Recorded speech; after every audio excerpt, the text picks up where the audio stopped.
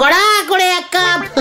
আরে তুই এখানে বসে গুনগুন করে গান করছো আবার?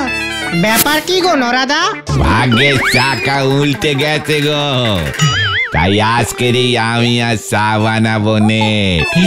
বাবুর মতো এখানে বসে বসে আয়েস করে চা খাবো। নরা, আসল ব্যাপারটা ঝেড়ে কাশ বলছি, নয়তো তুমি আমার লবডঙ্কা করবে। আজ আমি আর চা বিক্রি করবো নে। এই দেখো দেখি 500 করে ক্যাশ তোর হ্যান্ডে এলো কি করে? সেটাই তো বলতেছি। কেসটা কি সত্যি করে বলো তো নরদা? ওই যে নামজাদা শিল্পী শীতল বাবু আছে না, উনি আমাদের বকশিস দিয়েছে। 500 টাকা বকশিস? ওই শীতল বাবু আজ সকালে এসে হাজির। এই নে নরা, ধর 500 টাকা তোর বকশিস। ওরে বাবা, এই 500 টাকা বকশিস। শিল্পীর মন দেখতেছি কাদাচ্ছে নরম হয়। ওরে নরা, মন নরম না রে, ওরে আমার নরা দম। পকেটটা খানিক হঠাৎ গরম হয়ে উঠে আছে। আমার একখানা ছবি 5000 টাকা, বুঝলি? 5000 টাকায় হঠাৎ বিক্রি হইয়া গেল। জানি না কি বুঝিয়া কি ছবি কিনিয়া লইল ওই ভদ্রলোক। শহর থেকে, বুঝলি, শহর থেকে আমার ছবি দেখিতে আসিয়াছিল। 5000 টাকার একখান ছবি? বাপরি বাপ, আমার এক কাপ চা 2 চামচ চিনি দে করলি পরেও 5 টাকা কেউ দিতে চায় নে। কি যে বলিস, তোর ওই শীতল চা খেয়ে তো এই ছবিখানা আঁকিয়াছিলাম, তাই এই বকশিস। বাবু আপনি বসেন, আপনি ফ্রিতে এক কাপ গরম চা খেয়ে যান, কোনো পয়সা লাগবে না। এই ওই শীতল বাবুর ছবি 5000 টাকায় বিক্রি হয়েছে? এই তো সেদিন ঘোতনদের পাশের বাড়িতে ভাড়া এলো, আর এসেই 5000 টাকা। চল আমার সঙ্গে। 500 টাকা বকশিসের কি তেজ হচ্ছে বাবজি।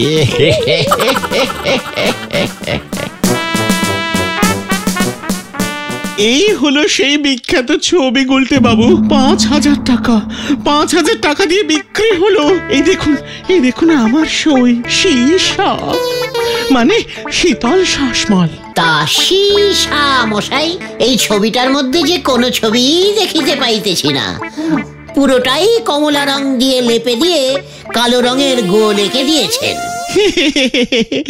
ইহা বড় গভীর ছবি, সকলে বোঝে না। খুব কঠিন মানে, তাই না শীতল বাবু? খুব ছবি যত কঠিন হবে, যত লোক কম বুঝবে, তত তো দাম চড়বে। ভেরি ইন্টারেস্টিং ফুল কথা। তা এই ছবিটার মানে যদি আপনি একটু বুঝিয়ে দেন দেখি সীসা বাবু। বুঝাচ্ছি, পৃথিবীটা জ্বলছে, দাও করে জ্বলছে। কোথায়? জল। এই যে এই পুরোটা পৃথিবী, এই কমলা রং হলো আগুন। আর ওই কালো গোলটা? ওটা সূর্য। কি? সূর্য কালো রঙের? ওখানেই তো মহান শিল্পীর কামাল। সূর্য তাপ ছড়াইতে নিজে পুড়িয়া কালো পোড়া ঝলসানো রুটি হইয়া গিয়াছে। সূর্য রুটি হয়ে গেছে? শিল্পীর মন তো গুলটে বাবু, যা ইচ্ছে তাই ভাবতে পারা যায়। ও তাই বুঝি? হ্যাঁ, বড়ই নরম। বুঝেছি। এবার আমাকেও আমার পকেট করিতে হইবে গরম। চল রে বলদের দল, চল। আচ্ছা গুলটে মামা, ছবি আঁকছে ওই শীতল বাবু, তোমার পকেট গরম হবে কেমন করে? যেভাবে ওই সীসা মানে শীতল বাবুর পকেট ভর্তি হয়েছে। সে তো ছবি আঁকে, তুমিও কি ছবি আঁকতে পারো নাকি গুলটে মামা? ওরে মন যাদের নরম হয় তারাই ছবি আঁকতে পারে। তোদের লিডারকে তোরা এখনো চিনলি না রে। মানেটা কি? মানে ইজ ভেরি ইজিক্যালি সোজা। আমিও ছবি আঁকবো বুঝলি, ভেরি কঠিন কঠিন ছবি। ছবি যত কঠিন দাম তত বেশি। শুনলি না শীতল বাবু কি বললো? তা বলে তুমি ছবি আঁকবে? আমাকে চ্যালেঞ্জিং করবি না ভেন্ডি, দেখবি আমি পারি কিনা ছবি আঁকতে, দেখবি? হ্যাঁ দেখবো। পাঁচু, ভেন্ডি আমাকে চ্যালেঞ্জিং দিল কিন্তু। তুমিও দেখিয়ে দাও গুলটে মামা। ঠিক আছে চল তাহলে ঠেকে, আজকেই দেখিতে পাইবি তোদের গুলটে মামা কত বড় শিল্পী।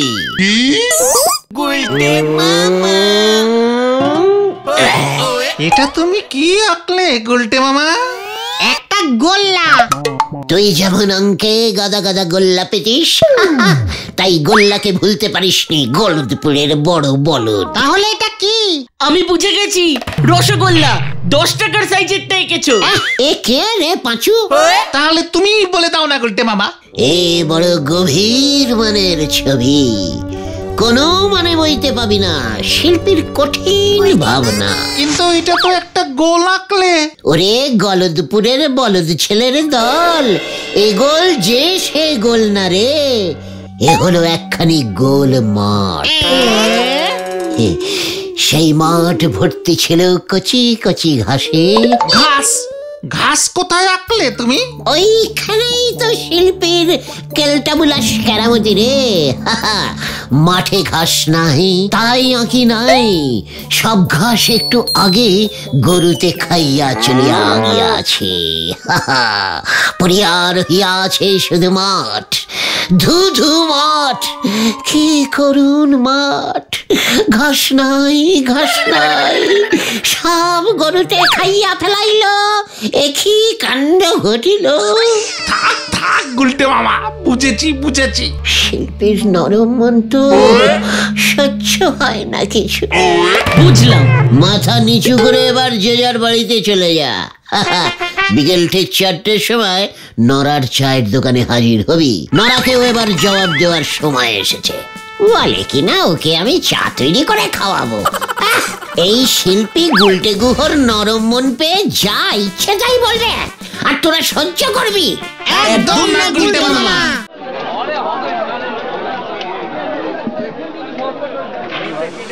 ওরে বাপ রে বাপ, আমি তো একদিনে বুঝতেও পারিনি যে আমাদের গুলটে বাবু এত বড় গোল্লা শিল্পী। আপনাদের দেখলে কিন্তু বোঝা যায় না গো। দেখেছিস তো একখানা গোল্লা এঁকেছি, তাতেই নড়া আমাকে কেমন আপনি আগে করছে। ওরে নড়া, গোল্লাই যে সব, সূর্য, চাঁদ, 1 টাকার কয়েন, ডোবা, পুকুর, দিঘি, রসগোল্লা, সবাই যে গোল রে। ওরে বাপ রে বাপ, একটা গোল্লার মধ্যে যে এত কিছু নৌকোয় ছিল সেটা কখনো ভেবে দেখিনি গো। এবার দেখলি তো, তোর ওই শীতল বাবু না আমার কাছে নস্যি নস্যি, একখানা ছবি বিক্রি করে 500 টাকা বকশিস। তাও তো উনি দিয়েছেন, আপনি তো ওই গোল্লাই একে বিনি পয়সায় 2 কাপ চা খেয়ে নিলেন। আমি মানে চিন্তা করিস না নরা, এই তো সবে শুরু হলো আমার শিল্পী জীবন। আমার ছবি দেখবি 50,000 টাকা পর্যন্ত দর উঠবে। সে তো উঠে গেছে। মানে কি বলতে চাইছিস তুই নরা? শীতল বাবু বলে গেলে নদীর ধারে গোবিন্দ বাবু ঘোড়ার উপর বসে পোজ দেবেন। ঘোড়ার পর শীতল বাবু ঘোড়া আনবে? হ্যাঁ, শীতল বাবু ওনারে দেখি দেখি ওনার ডিরেক্ট ছবি আঁকবেন। গোবিন্দ বাবুর ওই ছবি পছন্দ হলে নাকি 50,000 টাকা দিতে পিছপা হবেন না, এ আপনি রে বলে দিল। What? ঝোলা গোবিন্দ মানে গোবিন্দ গুছাইতে ছবি আঁকবে ওই শীতল শাসমল, তাও আবার ওকে দেখে দেখে। সন্ন্যারা শীতল বাবু দেখে দেখে ছবি আঁকে আর আমি আঁকবো না দেখে। তখন দেখা যাবে কার ছবির জোর কত বেশি আর কে কত টাকা পায়। চল তোরা, নরা আমাকে নাড়িয়ে দিয়েছিস, আর আমাকে কেউ ধরে রাখতে পারবে না। এখন আমাদের অনেক কাজ করতে হবে। চলে আয় তোরা।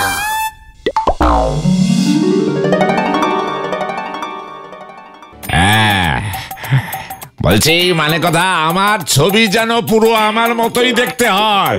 উমা, চিন্তা করবেন না গোবিন্দ বাবু, শিল্পীর কল্পনায় যতটা হবে ততটুকুরই পয়সা নেব আমি। আচ্ছা বলছি যে ঘোড়া কই? আমি যে ঘোড়ায় চেপে বসবো বলেছিলাম, মানে কথা আমার বহুদিনের শখ। ঘোড়া ওই তো ঘোড়া চলে এসেছে। মানে কথা ওটা তো কুকুর। হ্যাঁ, আমার সঙ্গে মস্করা করছেন নাকি আপনি? কুকুরটাকে ঘোড়া দেখছেন? মস্করা কেন করবো গোবিন্দ বাবু?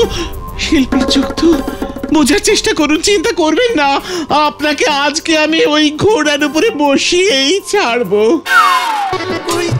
খতন নে, বলটা ছোড়। ছুটছি কালু, ছু ছু।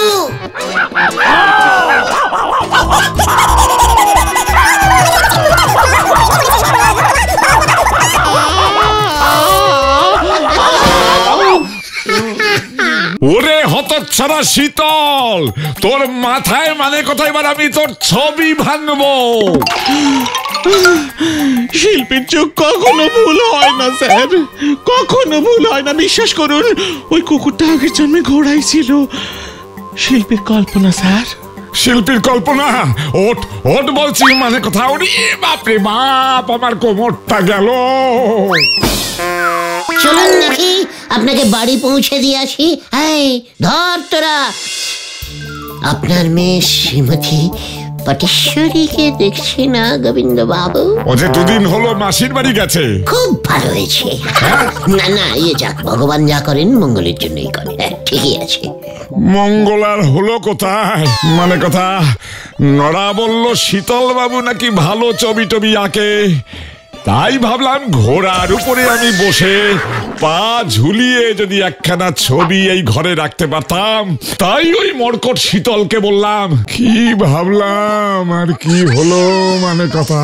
আরে আমরা আছি কি করতে মশাই, কি করতে আছি আমরা এই পাড়ার ছেলেরা যদি আপনার সামান্য একখানি এইটুকুখানি শখ পূরণ করতে না পারি, তাহলে এটা যে পাড়ার লজ্জা, তাম গলদপুরের লজ্জা, আপনার লজ্জা, আমার লজ্জা।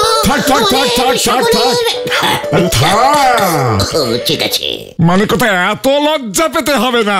তা তোমরা কিভাবে আমার শখ পূরণ করবে হে বাপু? কেন ছবি এঁকে?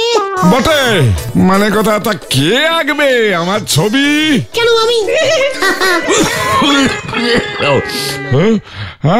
তাই বুঝি? তা তুমি কবে শিল্পী হলে হে গুলটে? সে অনেক দিন থেকে, বুঝেছেন। আমি তো ছদ্মনামে আঁকি, তাই বোধহয় শোনেননি আপনি। কি নামে আঁকো? গুগু, গুলটে গুহ। গুগু? ওরে বাপ রে বাপ, তাই বুঝি? মানে কথা তা ভায়া পারবে নাকি তুমি আমার ছবি আঁকতে? পারলে কি 50? হ্যাঁ, নগদ 50 টাকা পাবে। মানে নরা বলছিল যে 50,000। 50,000? ওটা ঘোড়ার ভাড়া। মানে কথা ওই ঘোড়ার উপরে চড়িয়ে যদি আঁকতে পারো, তবে এখন তো বেশ কিছুদিন বিছানা ছেড়ে উঠতে পারবো না। মানে কথা, এই অবস্থায় আমার একখানা ছবি এঁকে দেখাও দেখি। জানি না তুমি আবার কি খেল দেখাবে। মানে কথা, মানে ঠিক আছে, অল্পের উপর দিয়েই শুরু হোক। পছন্দ হলে তো আপনার আবার 500 টাকা করে বকশিস দেবার স্বভাব তো আছেই। আরে আগে তো পছন্দ হোক গুজবুক, মানে কথা নিয়ে আয় তোর খাতাপত্র, রং পেন্সিল। স্বভাব লাগবেই না, আমি বাড়িতে বসেই আঁকবো। কি আমি থাকবো আমার বাড়িতে, আমার ঘরে? আর মানে কথা তুই ছবি আঁকবি তোর ঘরে বসে? মস্করা করার জায়গা পাও না মানে কথা? কি মেশমশাই, সব শিল্পী কি এক হয় নাকি? আমি যে ভেরি ক্লাসিক্যাল ছবি আঁকি আপনি বোধহয় জানেন না। সব না দেখে, একটুও দেখে ছবি আঁকি না। আপনাকে এতবার এত রূপে দেখিয়াছি, আর দেখিতে হইবে না। দেখবেন এই গুলটে গুহ রূপে গুগু কেমন গভীর কল্পনা করিয়া আপনার আস্ত মুখখানির একটি আলপনা ছবি আঁকিবে, দেখে পয়সা দিবে। ঠিক আছে, তবে এখন যা, ছবি নিয়ে মানে কথা তারপর আসবি। ব্যাস, আর কোনো চিন্তা নেই। কল্পনায় মুখমণ্ডলের ছবি উঠিয়া গেল, ব্যাস আর কোনো চিন্তা নেই। আমি এখন আসি মেশমশাই, টাটা। বাপরে বাপ,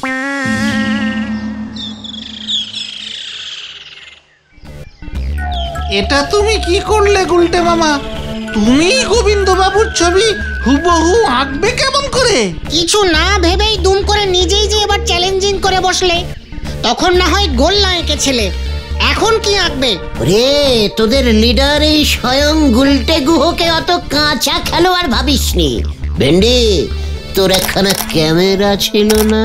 ওটা আমার না, বাবার। বাবার এক মক্কেল বাবাকে ফিস দিতে না পেরে ওর ক্যামেরাটা দিয়ে দিয়েছিল। ক্যামেরার হিস্টোরি আমি শুনতে চাইনি। আজ রাতে ক্যামেরায় রিল ভরে আমাকে দিয়ে যাবি। রিল ভরাই আছে, কিন্তু তুমি ক্যামেরা দিয়ে কি করবে গুলটে মামা? গোবিন্দ বাবুর মুখমণ্ডলের ছবি তুলব, তারপর সেই ছবির উপর আমি ডিজাইন করে গোবিন্দ বাবুকে উপহার দেব। ক্যামেরাটা নিয়ে আজ রাতে পাঁচুদের ঠেকে হাজির হবি, তারপর বাকি খেল আমার।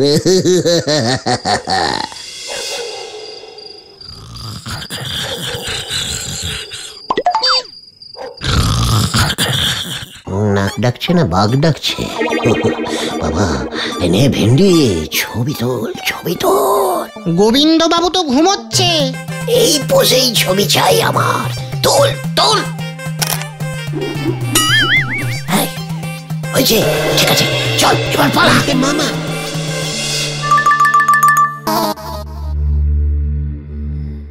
গোবিন্দ বাবু, মেশমশাই, এই যে আমরা এসে গেছি। মানে কোথায় এতদিনের সময় হলো বুঝি? কোথায় কোথায় আমার ছবি, কোথায় হে? আপনার ছবি বলে কথা, এত লাইটলি ভাবে দেখানো যায় নাকি? মানে কথা ডিপলি ভাবে কিভাবে দেখাবে তাহলে? আজ বৈকালিক বেলায় স্কুলের মাঠে আপনার ওই বিখ্যাত ছবিটির উদ্বোধন হইবে। ইতিমধ্যে পাঁচু ভেন্ডিরা সবাই পাড়ায় প্রচার শুরু করিয়া দিয়াছে। ছবির উদ্বোধন? মানে কথা তা কে করবে শুনি? মানে স্যার, আপনি। আপনার ছবির উদ্বোধন মহামান্য আপনি করিবেন। পুরো গলদপুর দেখিবে এই শিল্পী গুলটে কি অসামান্য ছবি আঁকিয়াছে। ও তাই বুঝি? মানে কথা ব্যাপারটা তো মন্দ নয়। সমস্ত বড় বড় মহাপুরুষদের ছবি তো এইভাবেই উদ্বোধন হয় ঝোলা। মানে গোবিন্দ বাবু, মনে থাকে যেন আজ বৈকালিক ঠিক 4 ঘটিকায়।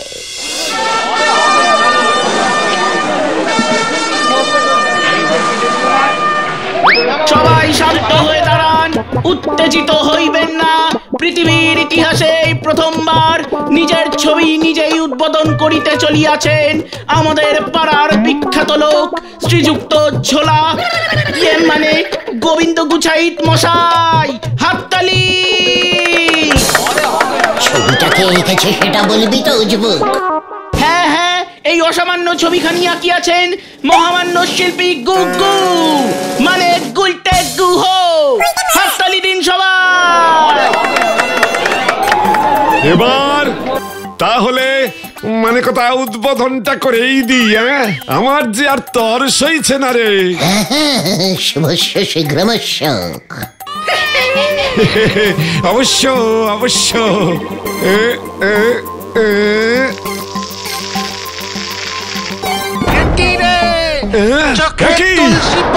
ছাড়া মানে কথা তুই আমার এই ছবি নিয়ে এসেছিস, আমার দুই চোখে তুলসী পাতা দিয়েছিস। ভেরি আর্টিস্টিক্যালি ছবি এঁকেছি তো আমি, একেবারে আপনার স্বর্গযাত্রার ছবি, মানে ভবিষ্যতের ছবি। সবই শিল্পীর কল্পনা, সত্যি না, সত্যি না, কল্পনা। আপনি তো বললেন এখন শুয়ে শুয়েই ছবি আঁকাবেন, ভাবলুম যদি শুয়ে শুয়েই আপনাকে ওপরে। তাই বুঝি? তবে এই যে আপনারা কেউ ওকে ছাড়বেন না বলে দিলাম। এত বড় সাহস, মানে কথা আমার চোখে তুলসী পাতা দেয়। পাঁচু পালা, ধর ধর ওইটাকে ধর, মানে কথা দাঁড়া তুই, এই ছবি তোর মাথায় ভাঙবো আমি, মানে কথা। মরেছে।